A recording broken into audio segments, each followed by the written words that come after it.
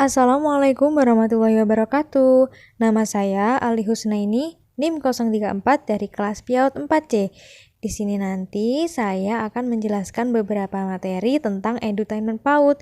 Yuk kita simak. Untuk materi yang pertama, ada ruang lingkup edutainment PAUD. Apa itu edutainment? Edutainment berasal dari dua kata, yaitu education dan entertainment. Education artinya pendidikan, dan entertainment artinya hiburan. Jadi, edutainment dapat diartikan sebagai metode pembelajaran yang digunakan dalam pendidikan yang dipadukan dengan pendidikan, sehingga peserta didik tidak merasa jenuh pada saat pembelajaran berlangsung. Selanjutnya ada hakikat edutainment PAUD. Yang pertama, menarik. Menarik berarti dapat meningkatkan minat anak pada saat belajar. Yang kedua, kreatif. Kreatif dapat menciptakan ide dan gagasan pada saat pembelajaran. Yang ketiga, menyenangkan. Menyenangkan agar anak tidak merasa bosan saat belajar. Yang keempat, aktif. Berarti pada saat belajar, anak dapat memiliki prestasi belajar yang luar biasa. Kemudian, kondusif. Berarti dapat membuat anak merasa senang, gembira, berpikir positif, dan dapat mempercepat proses pembelajaran. Dan yang terakhir, termotivasi. Berarti dapat meningkatkan motivasi belajar pada anak. Untuk yang selanjutnya, ada kelebihan dan kekurangan edutainment PAUD. Yang pertama, kelebihan. Kelebihannya yaitu menimbulkan positive independence, siswa terlibat aktif sehingga dapat individual accountability, menciptakan kerjasama yang tinggi sehingga berkembangnya social skill. Untuk kekurangannya yaitu cenderung menekankan aspek fun, cenderung identik dengan hiburan dan permainan, kurang menekankan pentingnya komunikasi. Untuk materi yang kedua, ada prinsip-prinsip edutainment PAUD. Ada 4 prinsip. Yang pertama, menjembatani proses belajar mengajar. Yang kedua, asumsi yang mendasari pembelajaran edutainment. Yang ketiga, menggunakan anak sebagai pusat sekaligus objek pendidikan. Yang keempat, pembelajaran yang lebih humanis. Materi yang ketiga yaitu konsep pembelajaran edutainment PAUD. Ada 5 konsep edutainment yang perlu kita ketahui. Yang pertama yaitu humanizing the classroom. Humanizing the classroom berarti pendidikan yang memanusiakan siswa akan selalu terfokus pada pengembangan model pendidikan yang afektif. Yang kedua ada active learning. Active learning berarti pembelajaran yang melibatkan siswa secara aktif, baik fisik, psikis, maupun emosinya dalam proses pembelajaran. Yang ketiga ada accelerated learning. Pembelajaran yang dipercepat. Yang keempat ada quantum learning, yang berarti membiasakan belajarnya yang nyaman dan menyenangkan. Yang kelima ada quantum teaching, yang berarti pengubahan belajar yang meriah dengan segala nuansanya. Untuk materi yang keempat ada teori belajar berbasis edutainment PAUD. Apa itu pengertian teori belajar berbasis edutainment? Teori berarti ilmu atau pandangan tentang sesuatu berdasarkan kekuatan akal. Belajar berarti aktivitas atau suatu proses untuk memperoleh pengetahuan, meningkatkan keterampilan, memperbaiki perilaku, sikap, dan mengukuhkan kepribadian. Sedangkan edutainment, kegiatan di mana dalam pelaksanaannya lebih mengedepankan kesenangan dan kebahagiaan dalam rangka mencapai tujuan pembelajaran.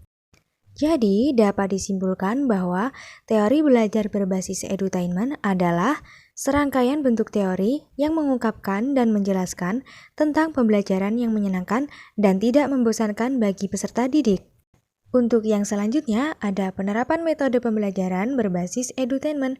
Yang pertama yaitu somatik atau gerakan tubuh, yang berarti bahwa belajar harus dengan mengalami dan melakukan.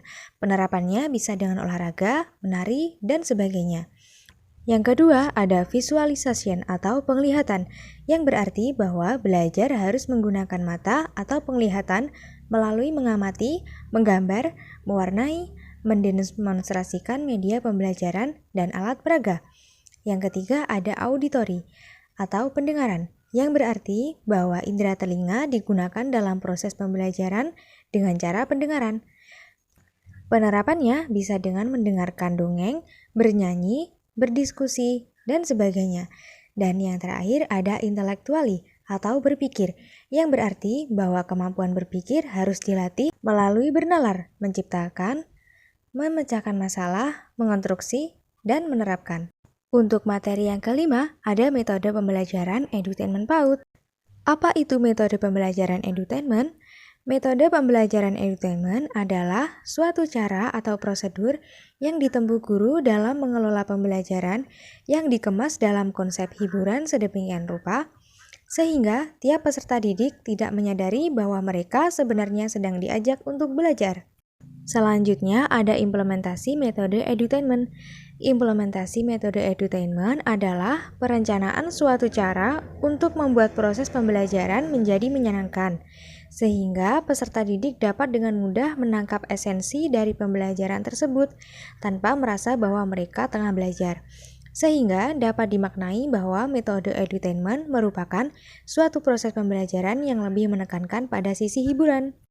Materi yang keenam ada model pembelajaran edutainment PAUD. Apa itu model pembelajaran edutainment?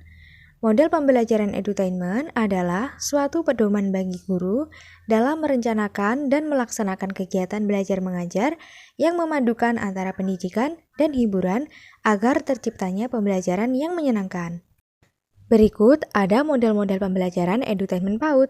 Yang pertama ada pembelajaran berbasis kooperatif, yakni model pembelajaran yang menekankan pada saling ketergantungan positif antar individu, adanya tanggung jawab perorangan, komunikasi, dan evaluasi proses kelompok. Yang kedua ada pembelajaran pakem. Pakem atau pembelajaran aktif, kreatif, dan menyenangkan adalah suatu model pembelajaran yang dirancang untuk mengaktifkan anak, mengembangkan kreativitas sehingga efektif dan menyenangkan. Yang ketiga, ada pembelajaran multiple intelligence atau kecerdasan ganda adalah upaya memberikan pengalaman belajar yang dirancang selaras dengan kebutuhan gaya kognisi siswa, khususnya sesuai dengan kekuatan jenis inteligensi setiap siswa. Yang keempat, ada quantum learning. Kiat, petunjuk, strategi, dan seluruh proses belajar yang dapat mempertajam pemahaman dan daya ingat, serta membuat belajar sebagai suatu proses yang menyenangkan dan bermanfaat. Dan yang terakhir, ada contextual teaching and learning. Pengajaran dan pembelajaran merupakan konsep belajar yang membantu guru dalam mengkaitkan antara materi yang dipelajarinya dengan situasi dunia nyata siswa dan mendorong siswa membuat hubungan antara pengetahuan yang dimilikinya dengan penerapan dalam kehidupan mereka sebagai anggota masyarakat. Materi yang ketujuh ada strategi pembelajaran edutainment PAUD. Apa itu strategi pembelajaran edutainment?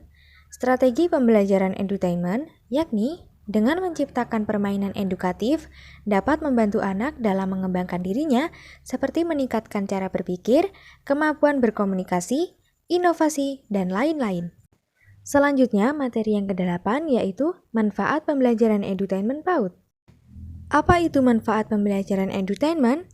Manfaat pembelajaran edutainment adalah suatu hal yang berarti atau membantu proses belajar peserta didik yang pembelajarannya dikombinasikan antara muatan pendidikan dan hiburan sehingga pembelajaran menjadi menyenangkan. Ada 4 manfaat pembelajaran edutainment PAUD yang perlu kita ketahui. Yang pertama, perasaan positif seperti senang maupun gembira akan mampu mempercepat proses pembelajaran. Yang kedua, bisa menjadi batu loncatan untuk meraih prestasi. Yang ketiga, pembelajaran yang menyenangkan meningkatkan minat dan motivasi anak. Dan yang terakhir, dapat mencapai hasil belajar yang optimal. Materi yang ke-9 ada penerapan pembelajaran edutainment PAUD. Penerapan pembelajaran edutainment merupakan rancangan yang telah dijalankan kesedemikian rupa dalam pembelajaran sehingga membuat para siswa aktif, nyaman, dan merasa senang ketika pembelajaran di kelas berlangsung. Selanjutnya, ada aspek-aspek penerapan edutainment PAUD. Antara lain, memberi kemudahan dan suasana gembira, menciptakan ruang belajar yang kondusif, menarik minat, menyajikan materi yang relevan, melibatkan emosi positif dalam pembelajaran, menyesuaikan dengan tingkat kemampuan peserta didik, memberi pengalaman sukses, dan merayakan hasil. Berikut ada beberapa langkah penerapan metode edutainment PAUD. Yang pertama, guru mengawali pembelajaran dengan ice breaking. Yang kedua, guru menyampaikan tujuan dengan memberi gambaran yang kontekstual. Yang ketiga, Guru menyampaikan pembelajaran dengan media edutainment yang telah disesuaikan dengan materi pembelajaran. Yang keempat, guru menyajikan pembelajaran berbasis aktivitas outdoor ataupun indoor melalui lembaga kerja murid. Dan yang terakhir, guru menutup pembelajaran dengan memberikan apresiasi atau reward pada muridnya. Untuk materi yang terakhir, ada pembelajaran berbasis bermain dan bernyanyi. Yang pertama ada bermain. Apa itu bermain? Bermain merupakan kegiatan yang dilakukan guna menyenangkan hati, tidak memiliki aturan tertentu, tidak memperhitungkan hasil akhir, dan media menyenangkan bagi anak untuk belajar. Pentingnya bermain bagi anak usia dini. Yang pertama, dapat memenuhi kebutuhan dasar bagi anak usia dini. Yang kedua, menyalurkan energi berlebih pada anak. Yang ketiga, rekreasi dan relaksasi. Yang keempat, dapat melatih insting dan rekapitulasi. Apa saja manfaat bermain bagi anak? Yang pertama, manfaat motorik, yaitu manfaat yang menghubungkan dengan nilai-nilai positif mainan yang terjadi pada jasmani anak. Yang kedua, manfaat afeksi, yaitu manfaat mainan yang berhubungan dengan perkembangan psikologi anak. Yang ketiga, manfaat kognitif, yaitu manfaat mainan yang untuk perkembangan kecerdasan anak. Yang keempat, manfaat spiritual, yaitu manfaat yang menjadi dasar pembentukan nilai-nilai kesucian maupun keluhuran akhlak manusia.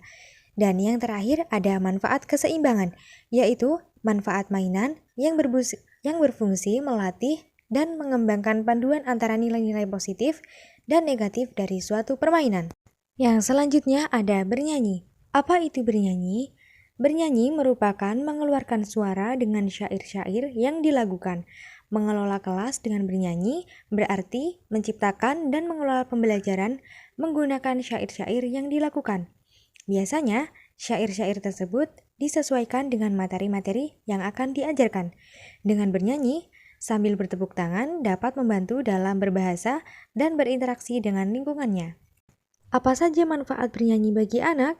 Yang pertama, sebagai sarana relaksasi dengan menetralisasi denyut jantung dan gelombang otak. Yang kedua, menumbuhkan minat dan menguatkan daya tarik pembelajaran.